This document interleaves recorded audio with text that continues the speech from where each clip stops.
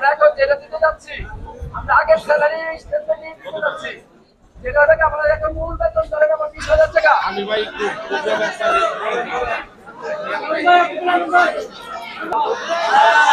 শুনতে পাচ্ছেন? আমরা এখন ছিলাম এটার অনুযায়ী আমরা এখন প্রস্তাবনা দিয়েছি এবং আমাদের স্যারেরা এটা তারা মেনে যেই বেতন অবকাঠামোটা দিতে চাচ্ছি এটা হচ্ছে একদম পূর্বেরটা, যেটা হচ্ছে আমাদের আগে যে হিসাবটা ছিল, কোনো বেসিক না, বেসিক তো পরে আসলো।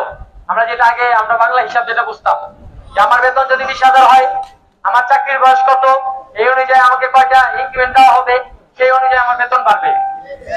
যেমন সেটা একটু আইডিয়া দিয়ে দিই, যেমন চাকরির বয়স 10 বছর বা তার বেশি থাকলে বর্তমান বেতনের 10% হারে 5টি ইনক্রিমেন্ট ন্যূনতম।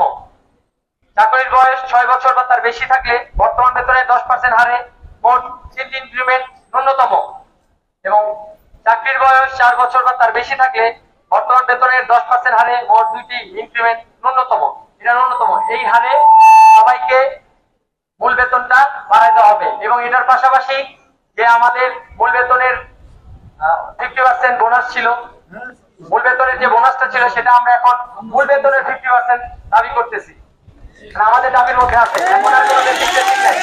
এটা আমরা তাদের কাছে প্রস্তাবনা দিয়েছি, তারা আমাদের কাছ থেকে এটা প্রস্তাবনা লিখিত নিতে চেয়েছেন এবং সবার সম্মতি আছে কিনা এটা এখন আপনারা সবাই বলেন।